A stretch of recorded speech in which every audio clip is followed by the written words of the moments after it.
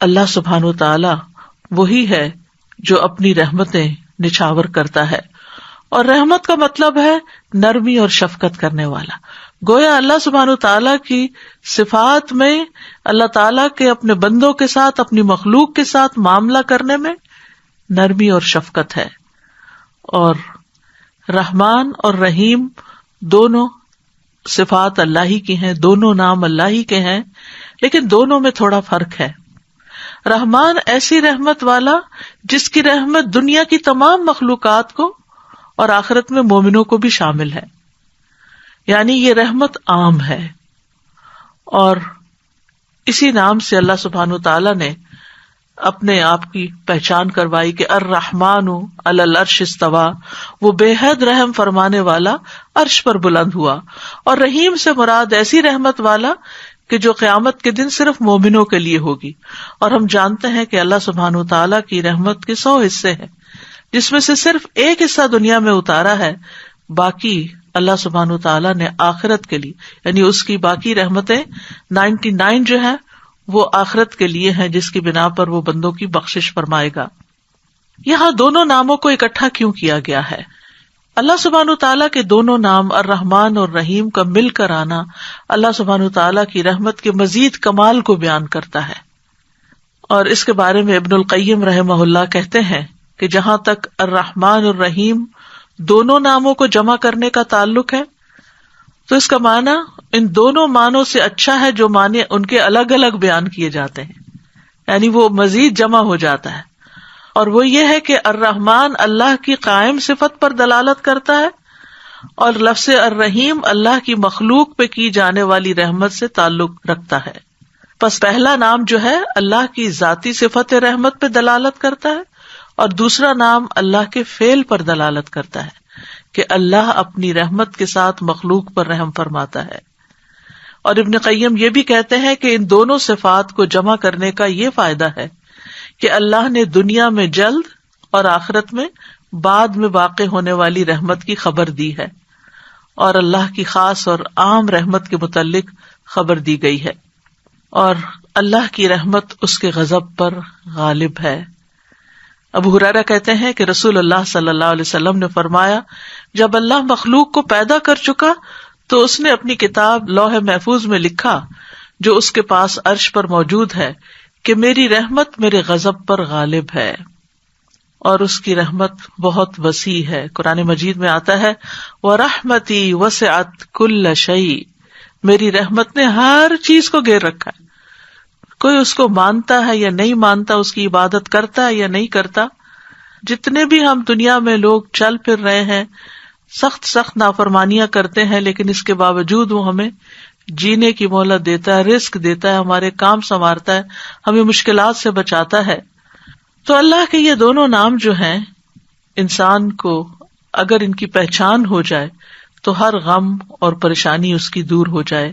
کیونکہ ہر تکلیف میں، ہر مشکل میں اگر انسان یہ یاد کر لے کہ میرا رب بڑا ہی مہربان ہے، بڑی ہی رحمت فرمانے والا ہے، تو انسان کی پریشانی دور ہو جائے کہ وہ ہے کوئی جو میری مشکل آسان کر سکتا ہے، اور وہ اپنی رحمت فرمائے گا اور ضرور کر دے گا. تو ہمیں ہر کام سے پہلے بسم اللہ پڑھنی چاہیے، کیونکہ اللہ سبحانہ تعالیٰ کا نام لینے والا کامیاب ہوتا ہے. جیسے کہ قرآن مجید میں آتا ہے قد افلح من تزکا وذکر اسم ربہ فصلی، بے شک کامیاب ہو گیا جو پاک ہوا اور اس نے اپنے رب کا نام یاد کیا. یعنی رب کا یہ نام لینا کامیابی کی علامت ہے، کامیابی کی ضمانت ہے. اور پھر نماز پڑھی، اور صبح و شام خاص طور پر اللہ کا نام لینا چاہیے. سورۃ الانسان میں آتا ہے وَاذْكُرِ اسْمَ رَبِّكَ بُكْرَةً وَأَصِيلًا، اور اپنے رب کا نام صبح اور پچھلے پہر یاد کیا کرو. تو بہرحال اللہ کا نام لینا برکت کا سبب ہے. ایک شخص نے نبی صلی اللہ علیہ وسلم سے کہا، ہم کھانا تو کھاتے ہیں لیکن ہم سیر نہیں ہوتے، ہمارا پیٹ نہیں بھرتا. آپ نے فرمایا شاید تم الگ الگ کھاتے ہو، اپنے کھانے پہ جمع ہو جایا کرو اور کھانے کے وقت اللہ کا نام لیا کرو، وہ تمہارے لیے اس کھانے میں برکت ڈال دے گا. یعنی یہ مطلب یہ ہے کہ اگر تھوڑا بھی ہوگا تو تمہارا پیٹ بھر جائے گا اور تمہاری بھوک مٹ جائے گی۔ اسی طرح اللہ کا نام لینے سے انسان کو ہر طرح کی حفاظت بھی ملتی ہے۔ جابر بن عبداللہ سے مروی ہے کہ رسول اللہ صلی اللہ علیہ وسلم نے فرمایا، جب رات کا آغاز ہو یا جب شام ہو جائے تو اپنے بچوں کو روک لو، گھر سے باہر نہ نکلنے دو، کیونکہ اس وقت شیاطین پھیل جاتے ہیں۔ پھر جب رات کی ایک گھڑی گزر جائے تو انہیں چھوڑ دو اور دروازے بند کر لو۔ اس وقت اللہ کا نام لو، کیونکہ شیطان بند دروازے نہیں کھول سکتا۔ اللہ کا نام لے کر اپنے مشکیزوں کا منہ باندھو، اللہ کا نام لے کر اپنے برتنوں کو ڈھک دو، خواہ کسی چیز کو چوڑائی میں رکھ کر ہی اس کو ڈھکو، اور اپنے چراغ سونے سے پہلے بجھا دیا کرو۔ تو اس سے کیا پتہ چلتا ہے کہ رات کو آخری کام جو کر رہا ہوتا ہے انسان، چاہے کیسی ہی تھکاوٹ کیوں نہ ہو، یہ کام وہ ہیں جو تقریباً سب لوگ کرتے ہیں، تو ان سب چیزوں پر بھی بسم اللہ پڑھنی چاہیے، اس وقت بھی اللہ کا نام لینا چاہیے۔ پھر اسی طرح اللہ کا نام لینے سے انسان اچانک پہنچنے والی مصیبت سے بھی محفوظ رہتا ہے۔ عثمان بن عفان کہتے ہیں، میں نے رسول اللہ صلی اللہ علیہ وسلم سے سنا، آپ فرماتے تھے، جس نے شام کو 3 بار یہ دعا پڑھ لی اسے صبح تک کوئی اچانک مصیبت نہیں آئے گی، کوئی اچانک مصیبت نہیں آئے گی۔ یعنی اس کا مطلب نہیں کہ دوسری آ جائے گی، یعنی ایک دم کسی قسم کی پریشانی اس کو لاحق نہیں ہوگی۔ اور وہ دعا ہے، بسم اللہ الذی لا یضر مع اسمہ شیء فی الارض ولا فی السماء وہو السمیع العلیم۔ اللہ کے نام سے، وہ ذات کہ اس کے نام سے کوئی چیز زمین میں ہو یا آسمان میں نقصان نہیں دے سکتی، اور وہ خوب سنتا ہے اور خوب جانتا ہے۔ اور جس نے صبح کے وقت یہ دعا پڑھ لی اسے شام تک کوئی اچانک مصیبت نہیں آئے گی، اور جب شام کو کوئی پڑھ لے تو صبح تک اس کو پریشانی نہیں ہوگی۔ اسی طرح اگر انسان بسم اللہ نہیں پڑھتا تو یاد رکھیے کہ بسم اللہ نہ پڑھنے کا نقصان یہ ہے، ابن عباس کہتے ہیں کہ ابلیس نے اللہ تعالیٰ سے کہا کہ تو نے اپنی ساری مخلوق کا رزق واضح کر دیا ہے، میرا رزق کس میں ہے؟ تو اللہ تعالیٰ نے فرمایا، ہر اس چیز میں جس پر میرا نام نہ لیا جائے۔ تو گویا جس چیز پر ہم اللہ کا نام نہیں لیتے وہ رزق پھر شیطان کے حصے میں چلا جاتا ہے، گویا ہم اپنے دشمن ہی کو فیڈ کرتے ہیں۔ قیامت کے دن بھی اللہ کے نام سے وزنی کوئی چیز نہ ہوگی۔ پھر اسی طرح یعنی اس دعا کے پڑھنے کے مواقع کون کون سے ہیں؟ نمبر 1، ہر کام شروع کرنے سے پہلے، تاکہ اس میں برکت اور مدد حاصل ہو، اس کے اندر قبولیت ہو، ہمیں اخلاص نصیب ہو۔ پھر خاص طور پر کھانا کھانے سے پہلے حضرت عائشہ کہتی ہیں کہ رسول اللہ صلی اللہ علیہ وسلم نے فرمایا، جب تم میں سے کوئی کھانا کھانے لگے تو چاہیے کہ اللہ تعالیٰ کا نام لے، پھر اگر شروع میں اللہ تعالیٰ کا نام لینا بھول جائے تو چاہیے کہ یوں کہے، بسم اللہ اولہ و آخرہ، اللہ کے نام سے اس کھانے کے شروع میں اور آخر میں بھی۔ پھر اسی طرح لباس اتارتے وقت بسم اللہ پڑھنی چاہیے۔ انس رضی اللہ عنہ سے روایت ہے کہ نبی صلی اللہ علیہ وسلم نے فرمایا، جنوں کی آنکھوں اور بنی آدم کی شرمگاہوں کا پردہ یہ ہے کہ جب ان میں سے کوئی اپنے کپڑے اتارے تو بسم اللہ پڑھ لے، یعنی اتارنے سے پہلے پڑھ لے، تو جن اور شیاطین کی نظر نہیں لگتی۔ اسی طرح جب آپ بچوں کو کپڑے تبدیل کروا رہے ہوں تو اس وقت بھی بسم اللہ پڑھ لیں۔ اسی طرح بیت الخلاء جاتے وقت یعنی اندر پاؤں رکھنے سے پہلے بسم اللہ پڑھ کے دروازہ کھولیں۔ حضرت علی رضی اللہ عنہ روایت کرتے ہیں، کہتے ہیں کہ رسول اللہ صلی اللہ علیہ وسلم نے فرمایا، جنوں کی آنکھوں اور بنی آدم کی شرمگاہوں کا پردہ یہ ہے کہ جب ان میں سے کوئی بیت الخلاء جائے تو بسم اللہ پڑھ لے، کیونکہ جب انسان ننگا ہوتا ہے تو حفاظت کے فرشتے اس سے دور چلے جاتے ہیں۔ تو اس وقت حفاظت پھر کس سے حاصل ہوگی؟ جب آپ واش روم میں جانے سے پہلے بسم اللہ پڑھ کے پھر داخل ہوں گے۔ اسی طرح وضو سے پہلے ابو ہریرہ کہتے ہیں کہ رسول اللہ صلی اللہ علیہ وسلم نے فرمایا، لا صلاۃ لمن لا وضوء لہ ولا وضوء لمن لم یذکر اسم اللہ تعالی علیہ، کہ جس کا وضو نہیں اس کی نماز نہیں، اور جو شخص وضو کے شروع میں اللہ تعالی کا نام نہ لے اس کا وضو نہیں۔ اب یہاں پر بعض لوگوں کو یہ پریشانی ہوتی ہے کہ ہم واش روم میں کھڑے ہوتے ہیں، وہیں سنک ہے، وہیں کموڈ ہے، تو پھر ہم بسم اللہ کس طرح پڑھیں؟ اس کے ایک تو یہ ہے کہ جب آپ وضو کی نیت سے جا رہے ہیں تو اندر داخل ہونے سے پہلے ہی پڑھ لیں اور جا کے ٹیپ کھول لیں اور اپنا وضو شروع کر دیں. دوسرا یہ ہے کہ آپ دل میں پڑھ لیں. لیکن اگر کوئی بھول گیا ہے تو جس وقت یاد آئے یعنی وضو کے دوران اس وقت بھی پڑھ سکتا ہے. پھر اسی طرح پڑھنا ہی بھول گیا تو اس کا کیا مطلب وضو ہوا ہی نہیں سرے سے, یا پھر یہ کہ اس کی اگر وضو نہیں ہوا تو کیا نماز ہی نہیں ہوئی؟ نہیں, اس کا مطلب یہ ہے کہ اس کا وضو کامل نہیں ہوا. یہاں علماء نے اس کا مطلب یہ کیا ہے کہ اس کے وضو میں نقص رہ گیا. وضو ہو جائے گا, نماز ہو جائے گی, لیکن وہ جو برکت حاصل ہونی تھی یا زیادہ ثواب ملنا تھا اس سے انسان محروم ہو جاتا ہے. پھر اسی طرح یہ ہے کہ قرآن مجید کی قرأت سے پہلے بسم اللہ پڑھنی چاہیے.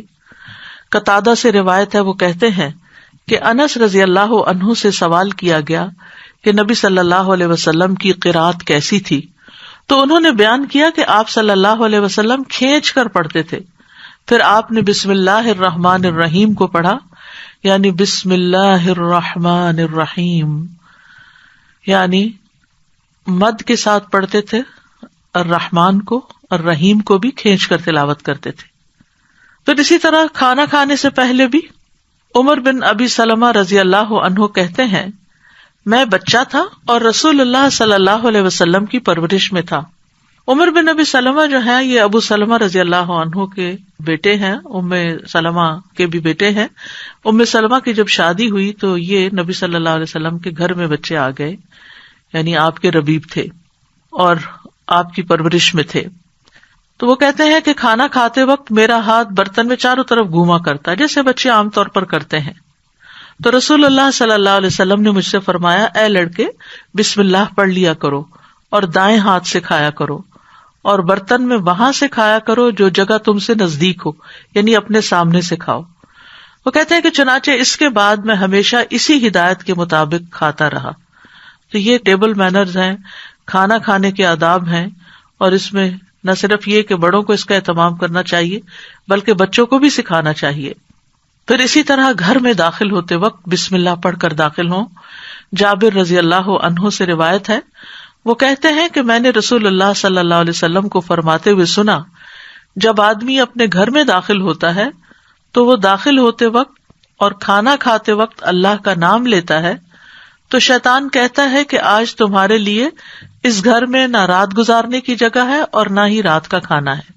اور اگر وہ داخل ہوا لیکن اپنے داخل ہوتے ہوئے اللہ کا نام نہ لیا تو کہتا ہے تم نے رات گزارنے کی جگہ پا لی, اور اگر اپنے کھانا کھانے کے وقت اللہ کا نام بھی نہ لے انسان تو شیطان کہتا ہے تم نے رات گزارنے کی جگہ اور رات کا کھانا پا لیا. یعنی ہماری چیزوں میں پھر اس کی شراکت ہو جاتی ہے. اب دیکھیں کہ بہت سارے مسائل اور بہت ساری بیماریاں عام ہو چکی ہیں جن کی بعض اوقات تشخیص بھی نہیں ہو پاتی, اور پھر ہم بعض اوقات یہ سمجھتے ہیں کہ شاید جادو ہو گیا ہے یا پھر یہ کوئی نظر لگ گئی ہے. لیکن اگر ہم ان آداب کا خیال رکھیں تو انشاءاللہ شیطان جو ہمارا دشمن ہے اس کے شر سے محفوظ رہیں گے. نہ صرف یہ کہ خود اپنے لیے بلکہ اپنے گھر والوں کے لیے بھی ان کو تعلیم بھی دیں اور ان کو یاد دہانی بھی کرائیں, اور ان کی پروٹیکشن کا انشاءاللہ بہترین سر و سامان ہوگا. اسی طرح رات کو سونے سے پہلے بسم اللہ پڑھ کر بستر جھاڑنا چاہیے. رسول اللہ صلی اللہ علیہ وسلم نے فرمایا, صحیح مسلم کی روایت ہے, جب تم میں سے کوئی اپنے بستر پر جائے تو اسے چاہیے کہ وہ اپنے تہبند کا کونا پکڑے اور اس سے اپنا بستر جھاڑ لے اور بسم اللہ پڑھ لے, کیونکہ وہ نہیں جانتا کہ کون اس کے بعد اس کے بستر پر آیا.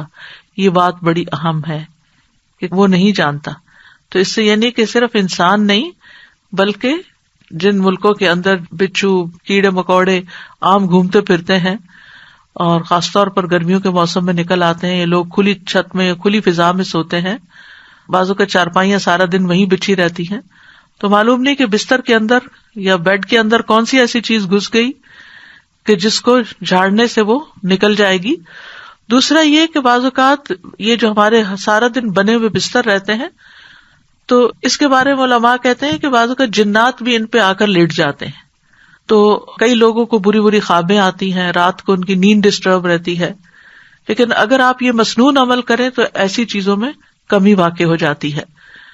تو یہاں پر نبی صلی اللہ علیہ وسلم نے تہبند کا کونا فرمایا. آپ کوئی بھی کپڑا لے سکتے ہیں, کوئی ٹاول لے سکتے ہیں, اپنا دوپٹے کا ہی کونا پکڑ کے ایک اس سے جھاڑ دیں. اور یہ بھی کہا جاتا ہے کہ ہم جب ایک رات سوتے ہیں تو وہ ڈیڈ سیل جو ہوتے ہیں وہ بستر پر ہی رہ جاتے ہیں, اور وہ بھی کئی بیماریوں کا باعث بنتے ہیں جب وہ بستر پر ہی لگے رہتے ہیں اور ان کو جھاڑا نہیں جاتا.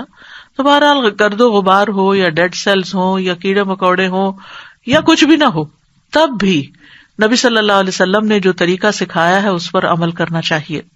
اسی طرح جب آپ صلی اللہ علیہ وسلم اپنے بستر پر تشریف لے جاتے تو فرماتے اللہم بسمک احیا و اموت, یعنی اس وقت بھی بسم اللہ پڑھتے, اے اللہ تیرے نام کے ساتھ میں زندہ ہوتا ہوں اور تیرے نام کے ساتھ میں مرتا ہوں.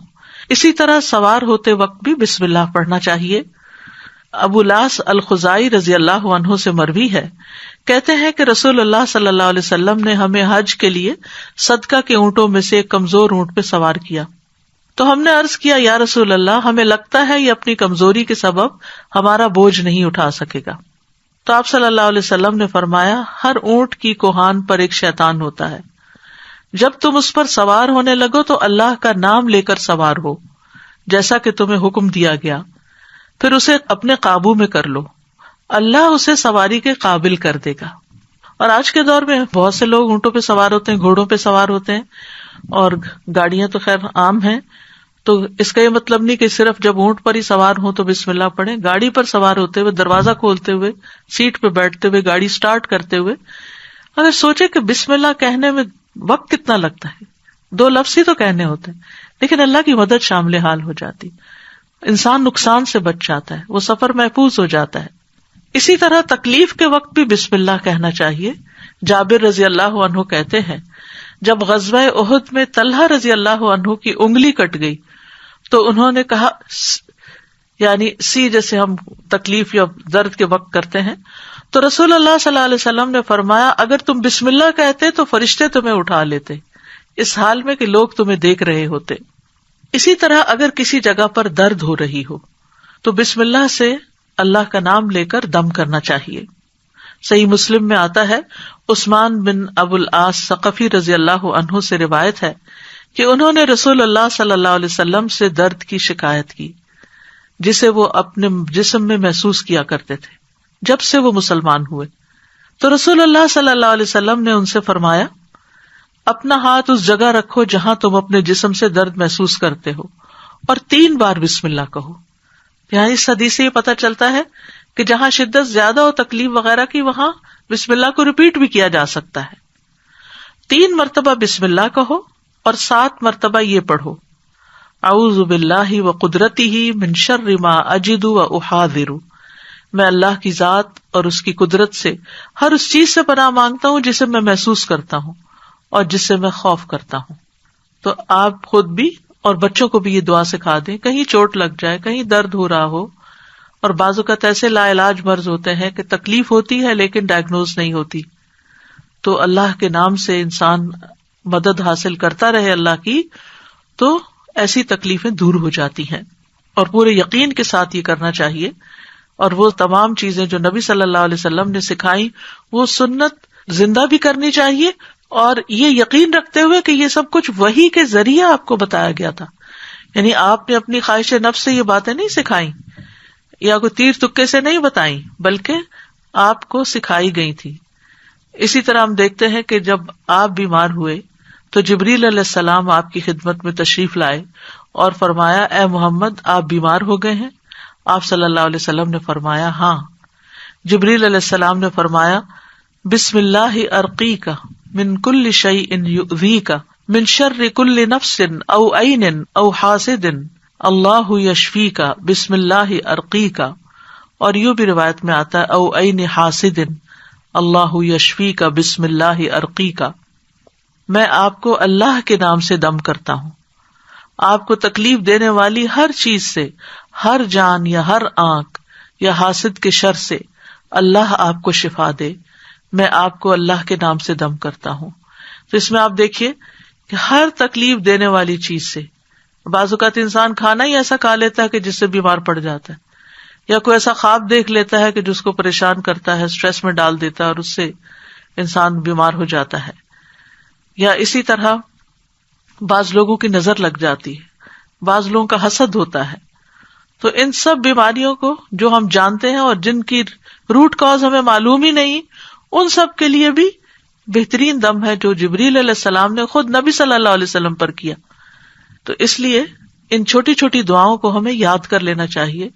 اگر یاد کرنے میں مشکل ہوتی ہے، بعض لوگوں کا حافظہ کمزور ہوتا ہے، تو پھر یہ رقیہ آپ لکھ کے بھی اپنے پاس رکھ سکتے ہیں اور اپنے گھر والوں کو، اپنے پیاروں کو خود دم کر سکتے ہیں. اسی طرح آپ دیکھیے کہ ہم بستری کے وقت بھی بسم اللہ کا حکم ہے. یعنی اس سے یہ پتہ چلتا ہے کہ چاہے آپ نماز پڑھ رہے ہیں یا قرآن پڑھ رہے ہیں یا پھر عین دنیا کے کوئی کام کر رہے ہیں، تو آپ بسم اللہ سے ان کا آغاز کریں. ابن عباس کہتے ہیں، اور وہ اس حدیث کو نبی صلی اللہ علیہ وسلم تک پہنچاتے ہیں کہ آپ نے فرمایا، جب تم میں سے کوئی اپنی بیوی کے پاس آئے تو کہے بسم اللہ اللہم جنبنا الشیطان وجنب الشیطان ما رزقتنا. اللہ کے نام کے ساتھ، اے اللہ ہمیں شیطان سے بچا اور شیطان کو اس چیز سے دور رکھ جو اس کے نتیجے میں تو ہمیں عطا فرمائے. یہ دعا پڑھنے کے بعد میاں بیوی کو جو اولاد ملے گی اسے شیطان نقصان نہیں پہنچا سکتا. یعنی اتنا فائدہ ہے اس دعا کا. یعنی عین اس وقت بھی اللہ کے نام کو، اللہ کی یاد کو نہیں بھولنا چاہیے. پھر اسی طرح جانور ذبح کرتے وقت قرآن مجید میں آتا ہے وَالْبُدْنَ جَعَلْنَاهَا لَكُم مِّن شَعَائِرِ اللَّهِ لَكُم فِيهَا خَيْرٌ فَاذْكُرُوا اسْمَ اللَّهِ عَلَيْهَا صَوَافَّ. اور قربانی کے بڑے جانور ہم نے انہیں تمہارے لیے اللہ کی نشانیوں سے بنایا. یعنی اللہ کی نشانیاں ہیں، تمہارے لیے ان میں بڑی خیر ہے، سو ان پر اللہ کا نام لو، اس حال میں کہ گھٹنا بندھے کھڑے ہوں، یعنی اونٹوں پر. اس کا مطلب نہیں کہ صرف اونٹوں پر، بلکہ آپ صلی اللہ علیہ وسلم نے ایک مرتبہ سینگوں والے مینڈوں کی قربانی دی تو آپ اپنے ہاتھ سے انہیں ذبح کر رہے تھے، اور حضرت انس کہتے ہیں کہ میں نے دیکھا آپ نے ان کے رخسار پر قدم رکھا ہوا تھا، آپ نے بسم اللہ پڑھی اور تکبیر کہی، بسم اللہ اللہ اکبر. اسی طرح خط کے آغاز میں، میت کو دفناتے وقت ابن عمر رضی اللہ عنہ سے مروی ہے کہ نبی صلی اللہ علیہ وسلم جب میت کو قبر میں اتارتے تو فرماتے بسم اللہ وعلی سنت رسول اللہ، اللہ کے نام سے اور رسول اللہ صلی اللہ علیہ وسلم کے طریقے پر. تو گویا آغاز بھی اللہ کے نام سے اور زندگی کا آخری مرحلہ بھی اللہ کے نام سے. تو کرنے کے کام یہ ہیں کہ ہر کام شروع کرنے سے پہلے اللہ کا نام لیں، تاکہ آغاز اچھا ہو تو انجام بھی اچھا ہو. شروع میں لینا بھول جائیں تو جب یاد آئے تو بسم اللہ پڑھ لیں. مثلاً بعض اوقات ہم بہت مصروف ہوتے ہیں یا بہت شدید بھوک لگی ہوتی ہے تو ایک دم ہم کھانے پہ جیسے ٹوٹ پڑتے ہیں اور بسم اللہ نہیں پڑھتے. حالانکہ جب کھانا لگ جاتا ہے تو گھر کا بڑا جو ہے وہ کہتا ہے بسم اللہ، یعنی شروع کیجیے. تو یہ جو لفظ بسم اللہ ہے، بسم اللہ الرحمن الرحیم، اس میں صرف یعنی کہ یہ جار مجرور ہے، اور اس میں یا تو فعل محذوف ہے یا پھر اسم محذوف ہے. محذوف کا مطلب ہے کہ وہ حذف کیا گیا ہے، موجود نہیں. کیوں؟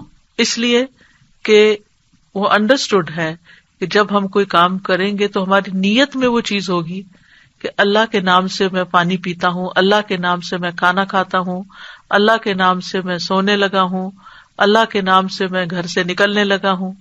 تو ہمیں اپنی ساری زندگی کا جائزہ لینا ہے کہ ہم کہاں کہاں بسم اللہ پڑھتے ہیں.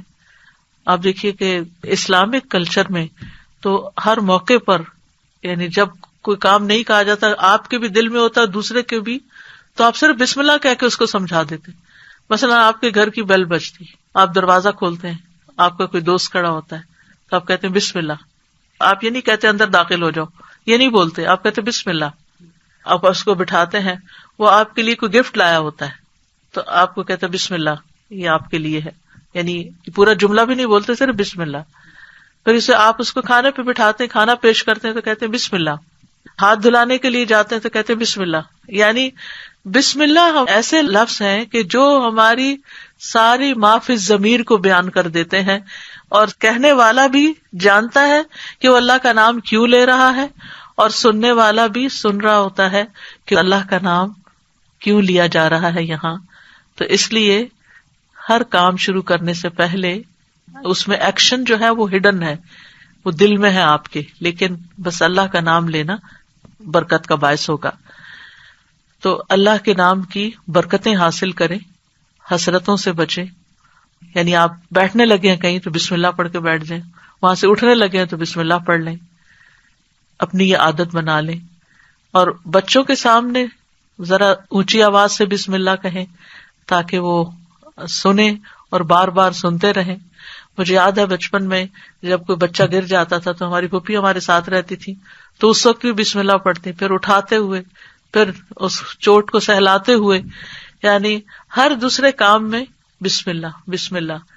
بچوں کو دودھ پلاتے ہوئے، بچوں کو اٹھاتے ہوئے، ان کو چینج کرتے ہوئے. تو یعنی بسم اللہ ہماری گھٹی میں پڑ جانی چاہیے کہ ہم کوئی کام اللہ کی یاد کے بغیر نہ کریں. جس سے انسان کو محبت ہوتی ہے وہ اس کے دل میں رہتا ہے اور اس کو ہمیشہ وہ یاد کرتا رہتا ہے. تو جو لوگ اللہ سے محبت کرتے ہیں، اور اللہ کا لفظ کا تو معنی ہی کیا ہے، ایک معنی یعنی مألوہ، یعنی جس سے شدید محبت کی جاتی ہے، جیسے اردو میں لفظ والہانہ کہتے ہیں آپ، والہانہ جس سے محبت کی جاتی ہے. تو اگر ہم اس کو اپنا اللہ سمجھتے ہیں، محبوب سمجھتے ہیں، اور اس سے والہانہ محبت کرتے ہیں، اور اس کی طرف پناہ لینا چاہتے ہیں، اپنے دشمن سے بچنا چاہتے ہیں، تو پھر اس کے لیے آپ اپنی عادت بنا لیں. اور جتنے مقامات کا میں نے ذکر کیا ہے ان پر تو خاص طور پر بسم اللہ کہنا نہ بھولیں.